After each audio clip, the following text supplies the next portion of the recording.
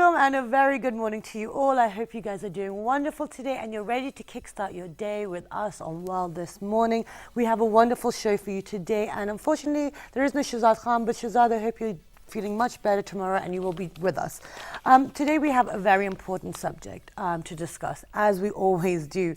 We always talk about change, we talk about evolution, but one of the main crucial segments of our society which can bring about change and evolution and make us the nation that we want to be are the youth. The youth comprise of 62 or 63% of the population.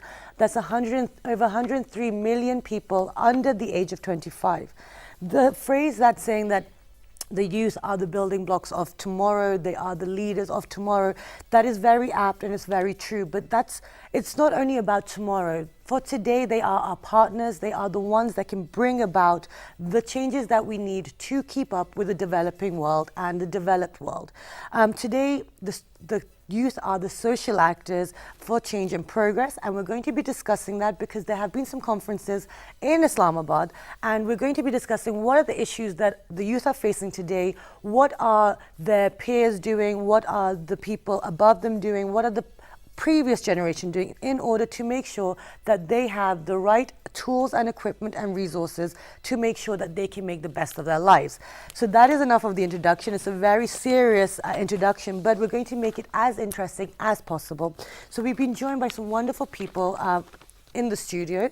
We've been joined by Mr. Javed Siddique. He is the Chief Operating Officer of Helping Hands for Relief and Development. Assalamu alaikum, good morning. Wa alaikum salam. Thank you so much for joining us today. Thank you for the opportunity. Besides Mr. Javed Siddique, we've been joined by Mr. Fazal Rehman. He is the Country Director for Helping Hands for Relief and Development.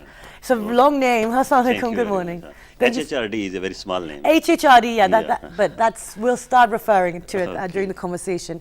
Besides Mr. Fazal Rehman, we've been joined by Urooj Fatima, who was a participant and a volunteer for HHRD. Assalamu alaikum, good morning. Thank you for joining us today. Besides Urooj, we've been joined by Abdullah Baig. He is also a volunteer and a participant of HHRD, but he also is a director of an outreach and communications project called Rehman, which is a mental health organization in the States. So, assalamu alaikum, good morning. Wa alaikum salam. Thank you so much for joining us. Thank you very much for having me. Okay, guys, so this is a very serious topic. This is something that affects, over 60% of the population. So I'm going to start with you, sir. Why did you have the conference in order to highlight the issues of the youth? So, Helping Hand for Relief and Development, obviously... Actually, first let's start with what is Helping Hands for Relief and Development? Absolutely, I think that's what I the was going to refer to in my introduction. So, Helping Hand for Relief and Development is a non-profit that is registered in Pakistan as an international NGO. We have been in operation since the early 90s, and specifically after the 2005 earthquake, we have started operations in Pakistan and gradually started to expand into different provinces. So our focus is really to the most vulnerable people in society, the people who really have nowhere to go. For example, the orphans and the widows and the disabled. And we primarily focus on their education, about their health issues. In general, we are trying to uplift this segment of population, which is many times left behind. So in many situations where a disaster happens, you start to see a lot of NGOs and a lot of organizations come in, and after the first 4-6 weeks, everyone disappears. And the point of the issue there is these people are going to need help for years to come. So Helping Hand has set up programs specifically designed to support these orphans and widows and these disabled children. And there are a number of programs throughout the country that we are focusing on. Coming back to the original question you asked, which was... No, we're going to pretend that I asked that question all first. right, sounds good, sounds good, yeah. Okay, so now the next question is, what was the purpose of the conference? And I'll ask that to you, sir. Okay, thank you very much. We organized this conference in Pakistan. As you said that more than 60% population is youth. Yes. So we were thinking that in Pakistan there is any specific programs for youth. Okay. There are discussions at each and every level. Yes. If you in organizations, individual levels, at home, people And the talk government about is also- youth, but there is no concrete solution for youth problem and issues. So we brought these youth from all over Pakistan. From Balochistan, from Sindh, from Punjab, from KPK, Kashmir, Gilgit-Baltistan, and the number were 300, more than 300 youth from all over Pakistan. Wonderful. And the purpose was that we understand that how youth are feeling, their issues, their problem, their challenges, and then they tell us that what are the solutions. What are the remedy of the problem and issues, and in their own language, in their own thinking, because if we impose something, then that may not be long last. Okay, so that was what being discussed. Okay, so now let me move on to you, Urooj. What were the issues that were highlighted? What are the key problems that are facing the youth today? Basically, what we were highlighting that the main issues that our youth have, obviously our youth is also divided into two type of youth, that are urban youth and then the rural youth. So the urbans have different issues, and the youth have, and the rural youth have different issues, and we have basically every type of youth in our conference. So urbans have basically the most importantly, they have unemployment. They have the facilities, but they have no employment, they have no jobs. So they may be indulged into different kind of bad activities and all that. And rural youth have different issues with them. They do not have facilities, so they might be a bit of step back in education.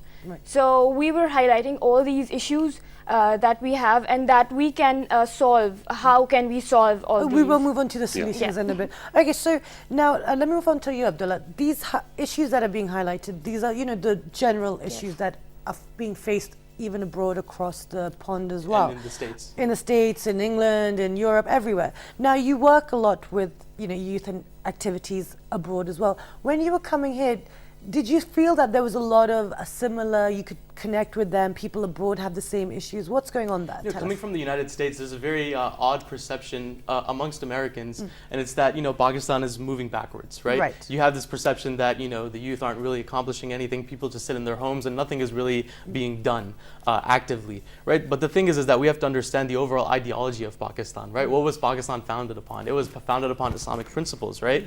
And knowing that, understanding that, that's what this conference was based on. That was one of the themes of the conference, right? So when I was coming to the conference, I had some pretty high expectations because we have similar things in the United States. But when I came, I was completely blown away by the potential that these youth have in the conference. By the way they think, the way that they think about social ills, the way that they want to reconstruct society in their own way. Because, like you said, they make up 60% of the population. Yeah. But are they really being represented well? Exactly. So there's a question of how much percentage of government funding is going into education, for example, education reform of youth empowerment, right? And that's what Helping Hand is basically trying to accomplish, is that youth empowerment amongst all people. Wonderful. That was a very clear, concise answer, and I've got so many questions I can pull out of that. Excellent. Now, Abdullah's just highlighted some key issues that there's the employment issue. There's even across the border, but there's potential. Now, they want solutions, the talent is there, the ideas are there. So how are you guys going to now channel these energies and get the solutions out of them? Because everyone has a different problem. So how are you going to identify the key ones? Yeah, so this is an important question because, and we've been kind of grappling with this idea even before the conference started as to what would be the next step that we could take after this conference is over. Because you come in, you listen to a lot of speeches, you listen to a lot of talks, and there's a lot of, we're going to do this, we're going to do that. So one of the things that we are thinking seriously about is Helping Hand from a development perspective, because that's the development word, if you look at the name, the long name we have. Development is one of the key initiatives that we have. And as part of that development effort, we feel that we are in a position where we can bring awareness to these issues. We can bring awareness and we can give a voice and a platform for these young men and women in society, whereby they can realize what their potential. Because when I was listening to the conversation and looking at the maturity of these children, I was really amazed. I mean, I compare a child, a 22-year-old, in Pakistan, and sometimes maybe the same age group in the United States, and you look at the focus area and look at the maturity of thought and the understanding of the environment around them. So we feel that we can bring awareness, we can provide a platform to them, we can give them opportunities to become leaders, we can coach them into how to become leaders, what are the skills required of that, what about entrepreneurships in the country, what are the things they can do, because again, you have to kind of give them the tools and let them decide, because we are not going to do the work, they are the ones who are going to do the work. So when we allow them to flourish and understand their potential, that's where we think the power comes in. That's where we think Helping Hand comes in. Wonderful, and I'm glad you said that, because we do have people who work with the youth who come and say that we want to give them the tools, we want to equip them to deal with these and live up to their potential. However, you keep hearing this, but how are you going to do that? Because when I was reading it, you want to identify the people already working with the youth already on these programs, but practical, you're really asking what's the nuts and bolts. So let me come down to that exactly. So for instance, during the conference we had 4 different themes. We had focus on entrepreneurship, we had focus on the ideology of Pakistan, we had focus on leadership skills, and we had focus on social reconstruction. And we feel having an opportunity to do dialogue and having an opportunity to coach and mentor these children and this youth is really the starting point. So for example, let's say one of the ideas we're thinking about is, what if we created a condensed version of these workshops that we would hold throughout the country in a self-sustaining manner that definitely provide these youth with the tools, with the mentors, and hold these conferences in different parts of the country at a regular interval and kind of target. Let's say you're targeting about, it's going to be 50,000 youth throughout 2017 or 2018. We are providing an opportunity for them to grow, understand their potential, and repeat these. This is kind of a franchise model, if you think about it, for example. Right? You're really bringing that aspect and you're repeating and kind of enhancing their understanding. So that's one way we can probably assist in this process. Okay, that's excellent. And would you like to add to this? Yeah, another thing is that we don't want to work the helping hand by ourselves. Yes. The purpose is that we have to coordinate and networking with already working organization in youth. Okay. So we'll coordinate them, we'll give them platform, and we'll facilitate them, and then they will work by their own. Okay. We will provide them the mentoring services and facilitation, and also if there is anything they need to work there, to give them a training, any counseling, and for education and for scholarship and like these things. Okay, but Mr. Siddique, there are people already doing this. Like you said, as Mr. Fazal Rehman just pointed out, that you're going to bring them together and provide them a platform so that everyone can work together. But how are you going to find them? Because there's a lot of people working together, and then there's a lot of 103 million people. It's not a small number. Absolutely. And to provide every single one with that, and so how are we going to do that? So I think the point which Mr. Fazal Rahman just pointed out, we can't do this alone. Right. We realize this, right? Yeah. So even from the get-go, we really reached out to a lot of student organizations, and youth groups that are really working in universities, they're working on campuses, they're working in professional organizations, and they're even working outside of that sphere. So we realized that our reach to this youth is going to be limited. So we have to really depend upon these partner organizations. And as a matter of fact, it was because of their help that we brought in this very select group of youth. So we feel that by reaching out to these organizations and working through them and partnering with them and providing, for example, financially, right? There are a lot of challenges when it comes to, if you want to organize a proper conference, you're looking at resources, at venues, and so on and so forth. So that's an area where we can step in, right? We're providing guidance, direction, facilitation, and a platform, and they can really start, and a message. I think the key thing here is the message that we want to empower the youth. We want, because every time you turn to television and radio and the internet, you're looking at very gloomy and picture of what's going to happen in Pakistan. That's really not right. I mean, in all honesty, I think the picture is actually a lot brighter than people think. So providing them the hope and the motivation and letting them know that if you're going to take an initiative, we are with you. Okay, well, let me go on to you, sir. We've highlighted that, and it sounds like, there's a lot of university students, student groups, but that's a very specific part of the society. And limited. Yeah, and limited. Yeah. So now the rest of them, like the rest of the 100 million or more than 100 million youth, how are you going to find them? So the beauty of this conference was that we didn't invite all students or all university going or college going students, but this conference was for youth, and youth from all walk of life, and even those youth were involved who were achiever. Okay. And they did something and they are not well educated, but they contributed to the country something. So we invited them also. Okay, and great. And the purpose is that not only this youth conference, and youth doesn't mean that the youth who are going to the university or colleges, but youth is a big number. So we are trying to involve all youth who are educated and who are less educated and who are not educated. Okay, so let me ask you, Urooj, these programs that you guys are talking about, so what kind of specific entrepreneurship, what do you think is needed for the people of the rural areas? How are you guys going to bring up the facilities? Because the volunteering doesn't stop after the conference, right? Exactly. So what are you guys going to do? So like for the entrepreneurship, if they are connected to the internet, there is a platform there that they just introduced to them, and if I can name that, it's Jumpstart.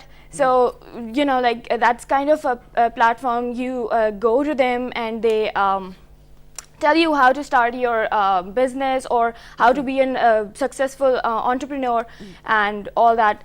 And except that they also told them the tricks and all the kind of problems that how can they use their skills and all that entrepreneurship to fix the Pakistan. Basically, our basic motto was how can we fix Pakistan and how can we bring our youth in to the front for fixing the Pakistan. Okay, great. So now you want the youth to fix Pakistan. Yes. Now, Abdullah, when you were in the conference, did you find that the youth, there was a consensus, or was there a lot of different ideas? Because like you said, there's a certain ideology of Pakistan, but then there's different interpretations of what people think it should be. Absolutely. So what did you feel was the vibe between the youth interacting with each other? So I myself gave a presentation on volunteerism and charity work, especially from the eyes of a Muslim American. Okay. But I was able to attend some of the different discussions that were happening about social reconstruction, for example, or the overall ideology of Pakistan. And there was a very healthy discussion amongst the youth.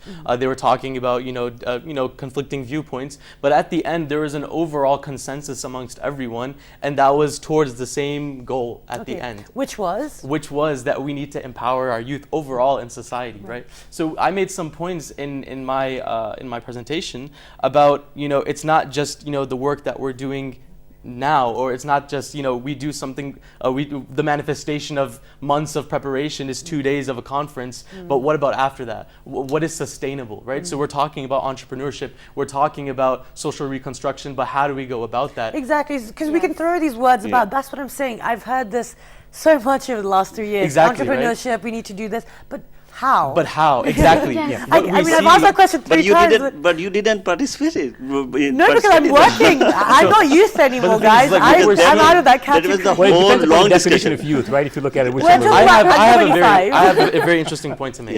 And overall, what I feel coming from the United States and also seeing in Pakistan, discussing with my cousins, talking to my aunts and my uncles, right?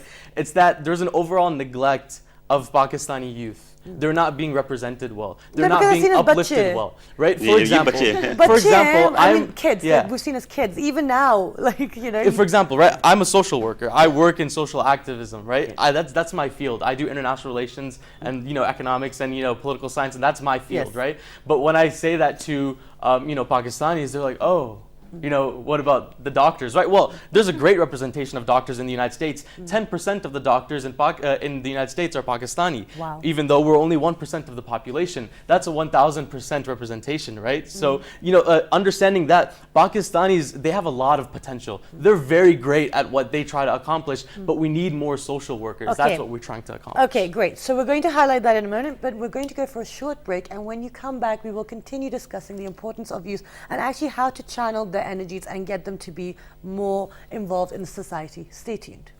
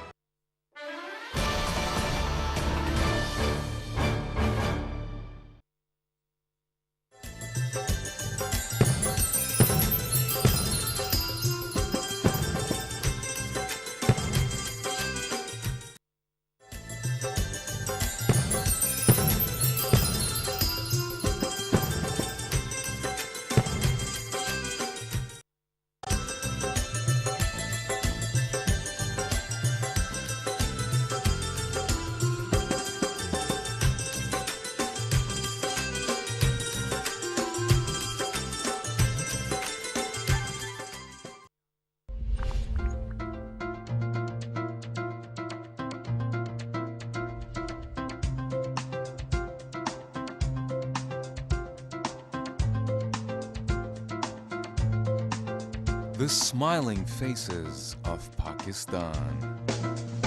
ETV World, changing perspectives.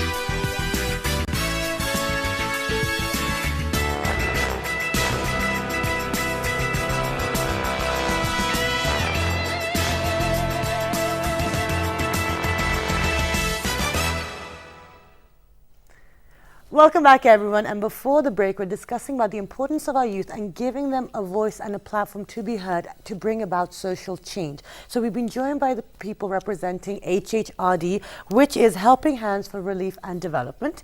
And they've had a conference recently, so we've got some wonderful youth in the studio. And now we've been joined by Mariem, Binte, Shahid as well. Assalamu alaikum. You're a volunteer at the conference, correct? Yes, Okay, great. So we started the conversation, and as Abdullah very nicely pointed out, that we need to bring more social workers. We need to bring the concept. As we know, Pakistan is one of the most charitable nations. We give a lot of money to charities, to people in trouble, in disaster hit, natural or man-made, etc. But it's very easy, not easy, it's hard work, because you have to work hard for your money, but it's easy to just donate something. Yeah. It's harder to give your time.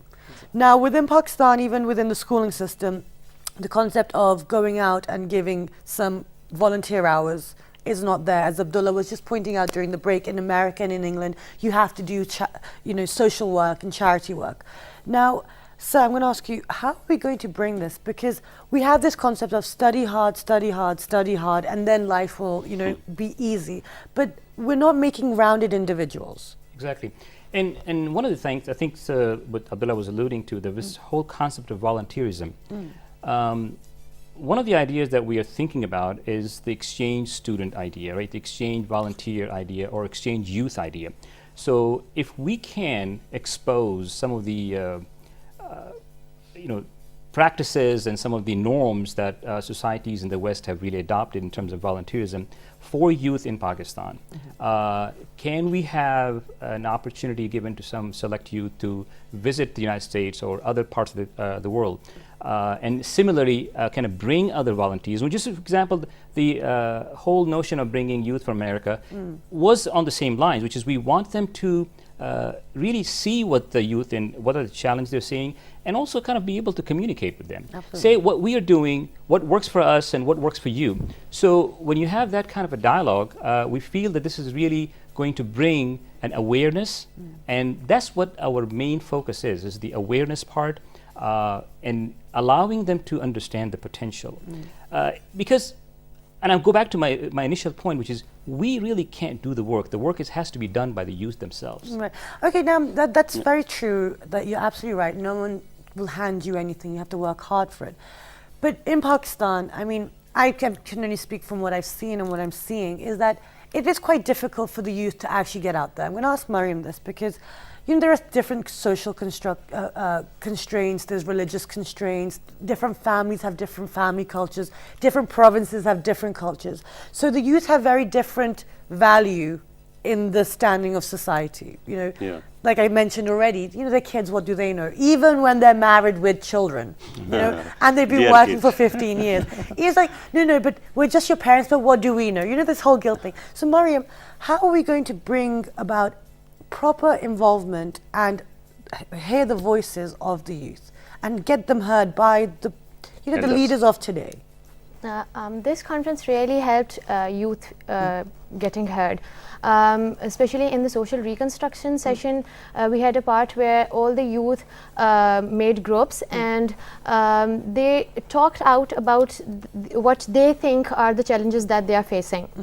Regarding the society, regarding their education, regarding the jobs and everything. Right. And then they themselves presented the solutions for those problems. And by the end, all of us agreed that we have to become the change that we want to see in the society. Absolutely. Now, Abdullah, I want you to answer the question I just asked as well, about how can we make you guys heard and valued? Like your opinion should matter. Right, exactly. So the other day, they had the Federal Minister of Planning and Development, Dr. Ahsan Iqbal, and he made a very great point. He said the only distinction between humans and animals is a sense of mission and purpose, right? And it's a very profound idea to have a vision, to have a mission, to have a purpose. But really, that's what Helping Hand is trying to do. They're trying to empower youth with this vision, with this mission, with this purpose. I myself went to Jordan with Helping Hand.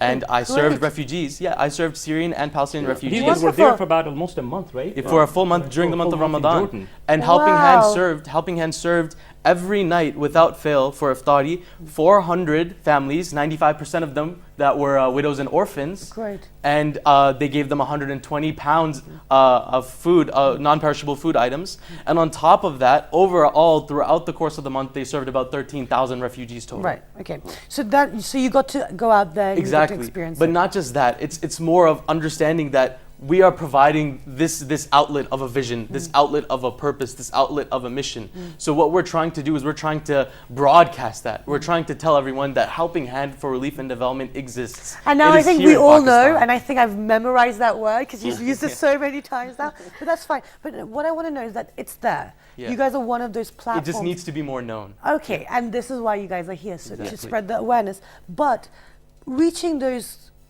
youth in the rural areas, they're not probably going to be allowed to go to Jordan, especially, and I'm not just being, being stereotypical here, females do have a bit more problems going abroad. Like even our, No, but one how of our can male, there is a group of we had a tennis player, There's a he female wasn't group even in allowed Jordan to right now. travel. There's a female group in Jordan right now. from Wonderful. USA, helping Okay, hand but volunteer this is what I'm saying.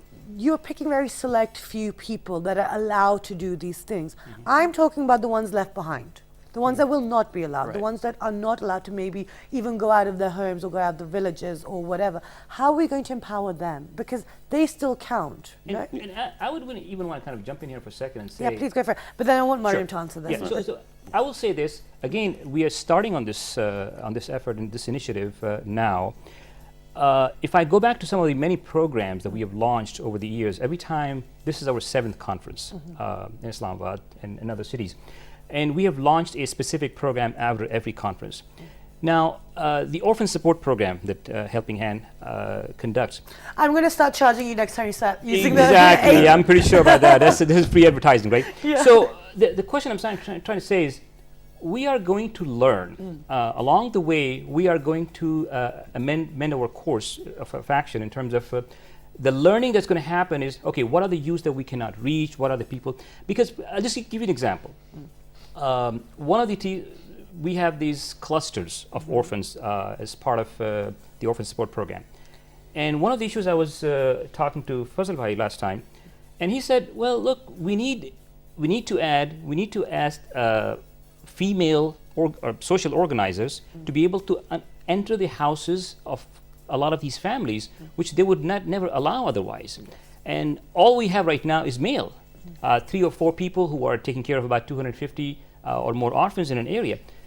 Well, we need to adjust that and understand those cultural norms and understand the limitations. And I think along the way, we're going to have the same concept. We're going to have the same issues. So we want to take it step at a time, try to bring the awareness, hopefully try to have these conferences or similar workshops throughout the country.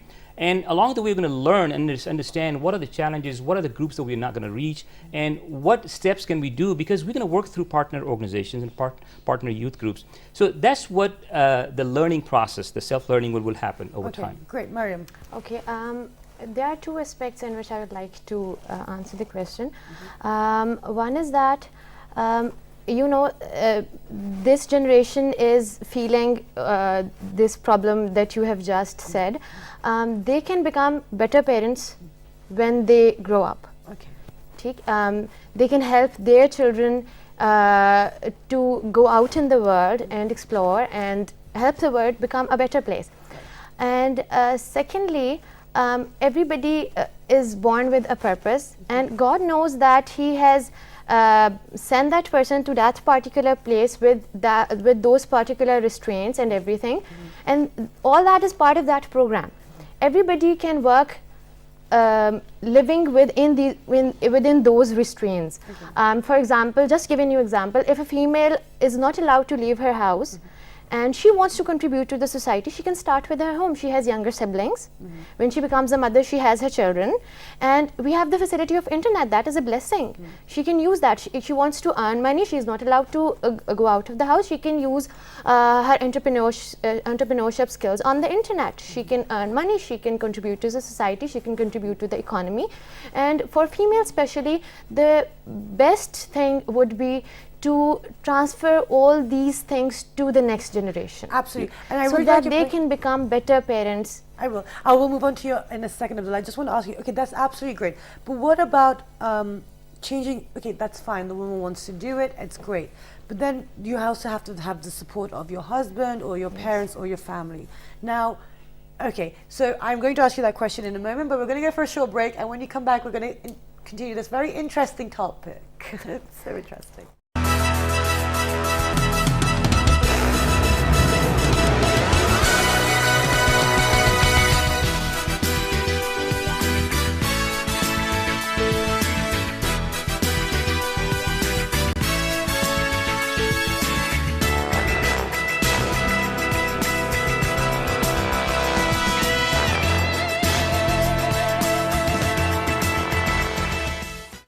Okay guys, welcome back. And before the break, we were discussing about the religious and cultural constraints put on some people in the segments, different segments of society. However, we have run out of time and we will not be able to finish our point. So I'm going to thank the guests, but we will make sure to get them back so we can discuss actually how to resolve these cultural and religious norms and how can we make solutions. But thank you so much for your time. Best of luck with the implementation of the solutions that you guys came up with, and we look forward to catching up with you soon.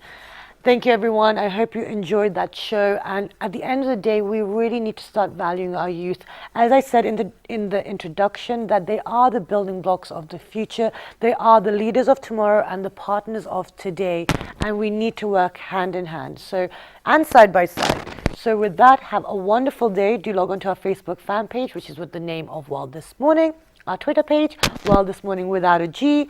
Our Daily Motion and YouTube page, World This Morning. And the repeat is at 11 p.m. And we will see you bright and early tomorrow. Have a wonderful day. Good morning.